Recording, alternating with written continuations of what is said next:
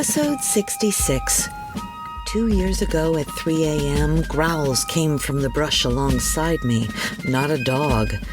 Do we have black coyotes? Nope. It is a doggy.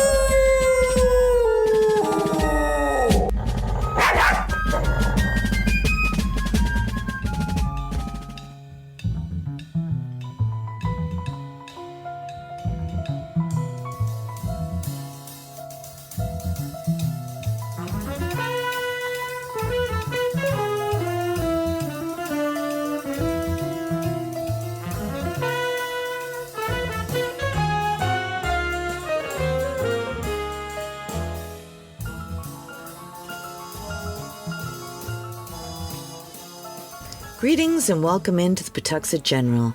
This week takes us hip deep into spring, the area completely in bloom. Slowly the village is putting on its glad rags, waiting for another warm season. While we do, let's take a look at some Rhode Island staples, clam bake, and our drink, the Rhode Island Red Cocktail. Then we'll get really scary with The Rats in the Walls by H.P. Lovecraft. But first, I must thank our Patreon subscribers. These growth-embracing folks are the jelly beans, multicolored peeps, chocolate-filled eggs, tricolored daffodils, and lawnmowers that is spring at the Pawtuxet General, without whom we'd be left in the cold wind. So thank you.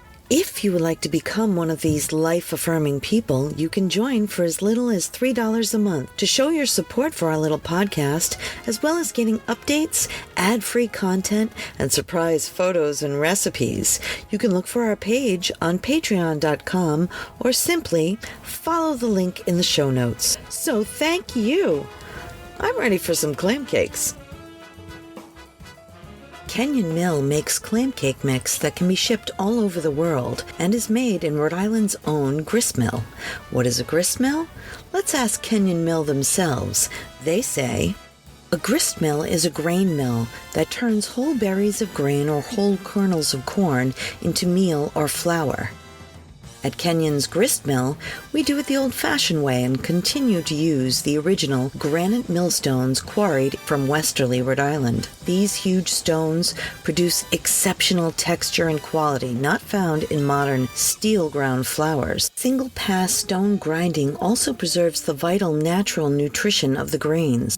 Kenyon's offers the ingredients that health-conscious consumers are searching for, ground the simple, old-fashioned ways of long ago. We encourage you to read about the difference between genuine stone-ground products and steel-ground products in our local history. You can find this information on their website. Kenyon Mill had this to say about their history. Our building is nestled on the banks of the Queens River in the village of Osquapog. We are the oldest manufacturing business in Rhode Island and the second oldest continually operating business in the state. Although our current building dates back to 1886, we've been grinding meals and flours continuously on site since 1696. In the old days, farmers would bring their corn or grist to be ground. The miller usually received a portion of the meal as payment. C.D. Kenyon, who purchased the mill in 1909, saw the potential for selling ground meal. He began to brand it in sacks with a Kenyon name and made it available for everyone. The grain was transported as far away as Providence by horse and buggy and delivered to various markets throughout the state. In 1916, the company bought a Model T truck, which made the deliveries easier. This made it possible to satisfy the growing demand for Johnny Cake meal, which then extended to the entire state of Rhode Island and parts of Connecticut and Massachusetts. Everyone in Rhode Island has a clam cake story, from the first time they had one, to the hangover clam cake and chowder, to the first date chowder and clam cakes in Point Judith, not to mention generations of families who are committed to the ritual of spending the day at the beach, then having dinner at the picnic tables while fighting off seagulls, while their kids dipped clam cakes into chowder which may or may not fall over the table to the glee of the seagulls. So, check out Clam Cakes at Aunt Carrie's in person or have Kenyon Mills send you clam cake mix to make your own. But either way, join us making clam cakes and chowder, which is episode 15 if you want to do the combo. which is how we sell it for an appetizer here.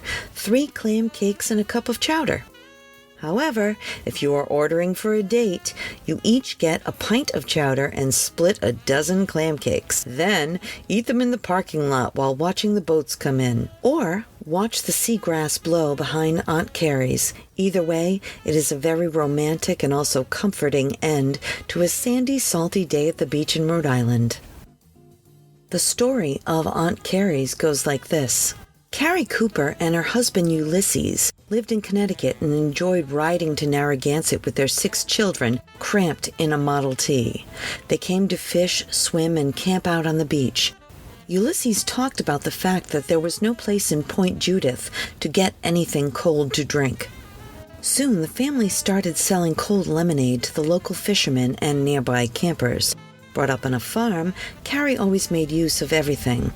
The children would bring clams to her and she would make a chowder. Her original corn fritter recipe soon became her clam cake recipe.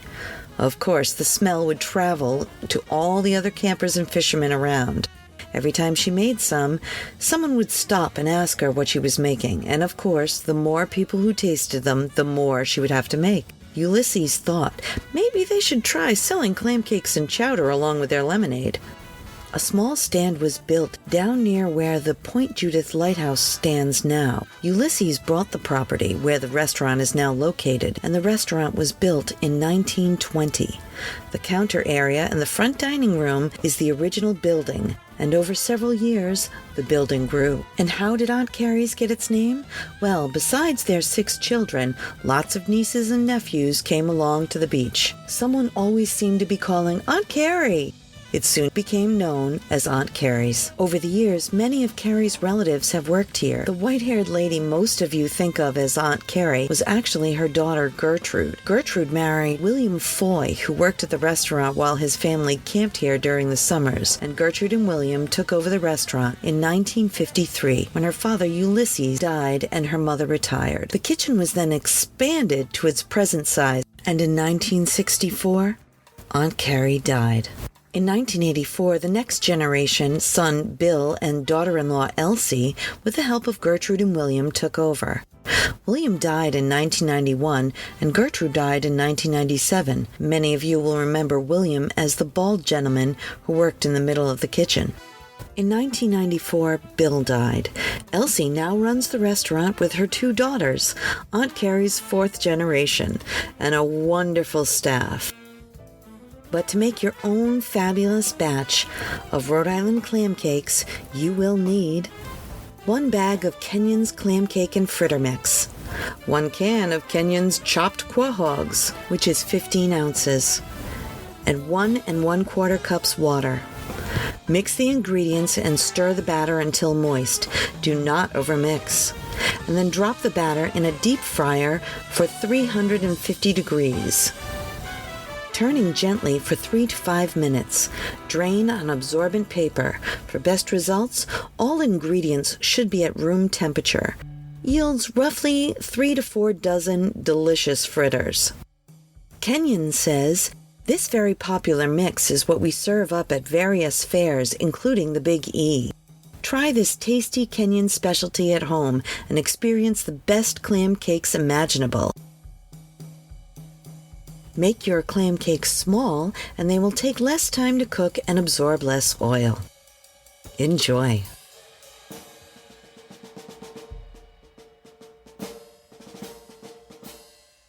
And now for our drink, the Rhode Island Red Cocktail. I had no idea this drink existed, but now that I know, I'm in. And although invented in California, it definitely shows bi-coastal love. For this refreshing drink, you will need 16 fresh raspberries, 4 ounces of tequila, 1 ounce of Chambord, 1½ ounce of lemon juice, some bitters, 6 ounces of ginger beer, and some fresh mint. Add all ingredients except raspberries and ginger beer to a shaker and fill with crushed ice.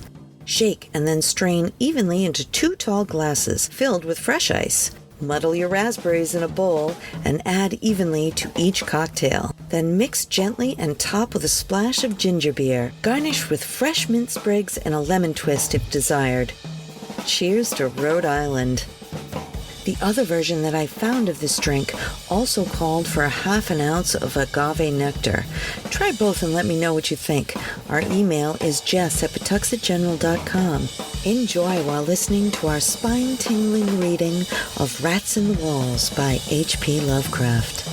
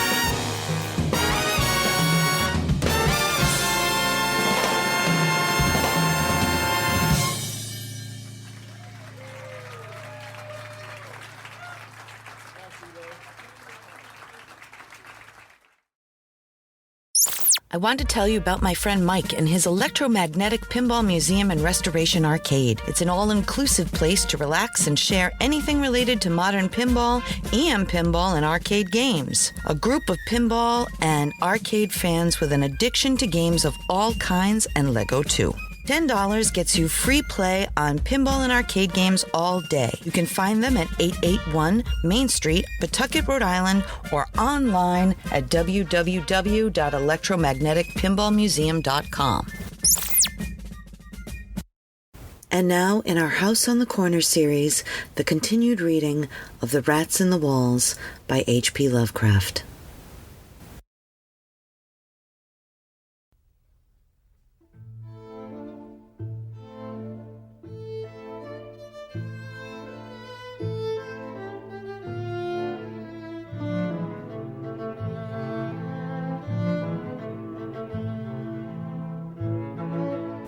In the morning, I questioned all the servants and found that none of them had noticed anything unusual, save that the cook remembered the actions of a cat that had rested on her windowsill.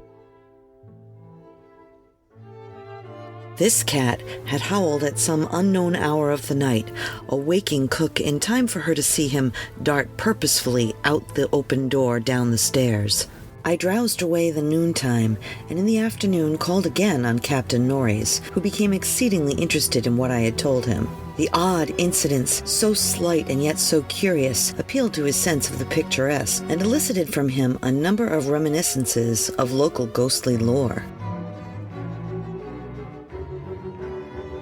We were genuinely perplexed at the presence of the rats, and Norris lent me some traps in Paris Green, which I had the servants place in strategic localities when I returned.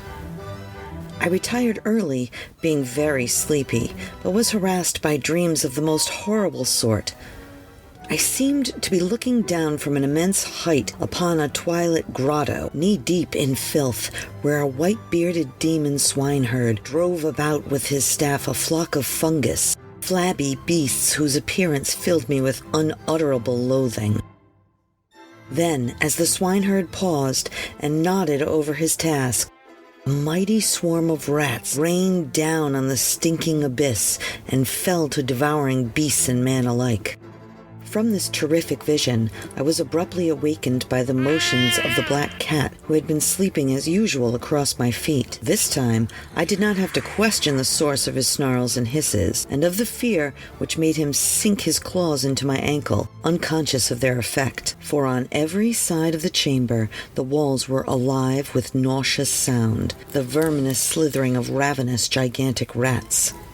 Now there was no aurora to shew the state of the arras, the fallen section of which had been replaced, but I was not too frightened to switch on the light. As the bulbs leapt into radiance, I saw a hideous shaking all over the tapestry, causing the somewhat peculiar designs to execute a singular dance of death. This motion disappeared almost at once, and the sound with it.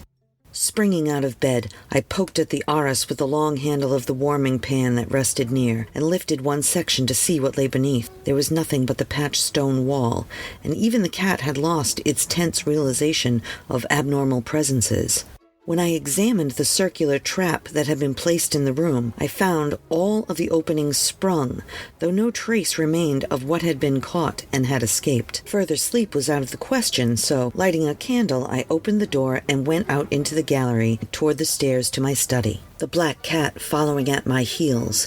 But before we had reached the stone steps, however, the cat darted ahead of me and vanished down the ancient flight. As I descended the stairs myself, I became aware, suddenly, of sounds in the great room below, sounds of a nature which could not be mistaken. The oak-paneled walls were alive with rats, scampering and milling, whilst the black cat was racing about in a fury of a baffled hunter.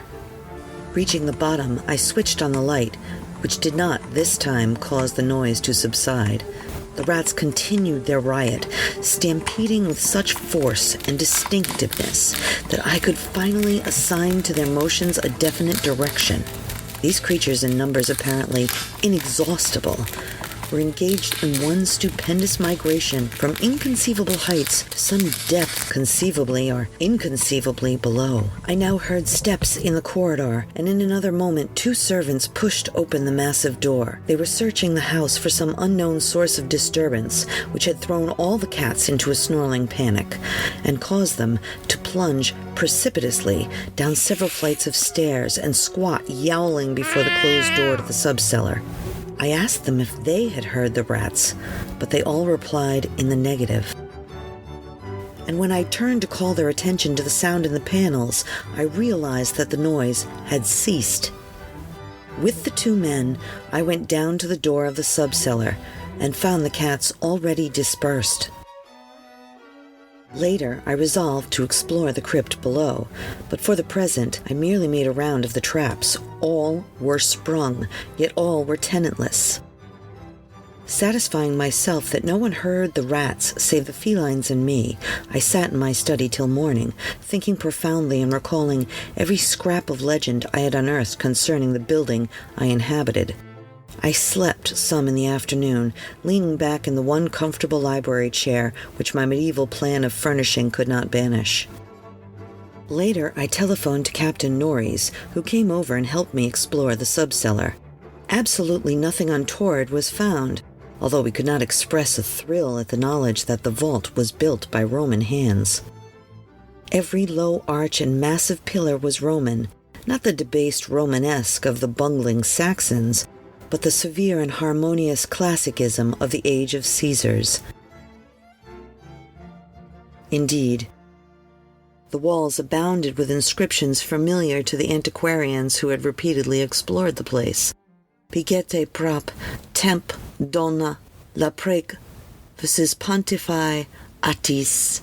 The reference to Attis made me shiver, for I had read Catullus and knew something of the hideous rites of the Eastern god, whose worship was so mixed up with that of Sabil. Norris and I, by the light of lanterns, tried to interpret the odd and nearly effaced designs on certain irregularly rectangular blocks of stone, generally held to be altars, but could make nothing of them. We remembered that one pattern, a sort of rayed sun, was held by students to imply a non-Roman origin, suggesting that those altars had been merely adopted by the Roman priests from some older and perhaps aboriginal temple on the same site. On one of these blocks were some brown stains that made me wonder.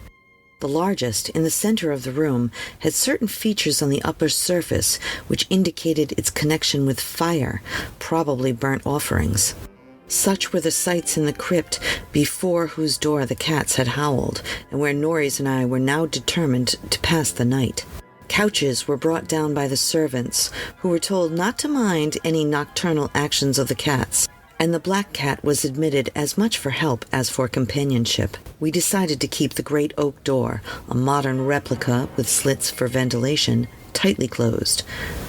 And with this attended to, we retired with lanterns still burning to await whatever might occur.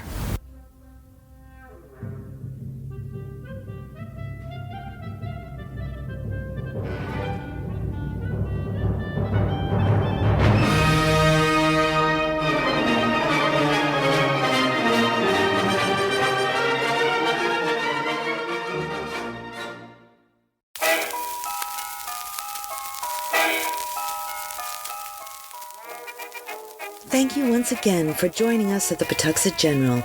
If you would like to contact us with a question, a ghost story, or have an order for the pop-up general store, our email is jess@pawtuxetgeneral.com. And we'd love to chat, so reach out. But until then, I'll meet you right back here next time at the Pawtuxet General.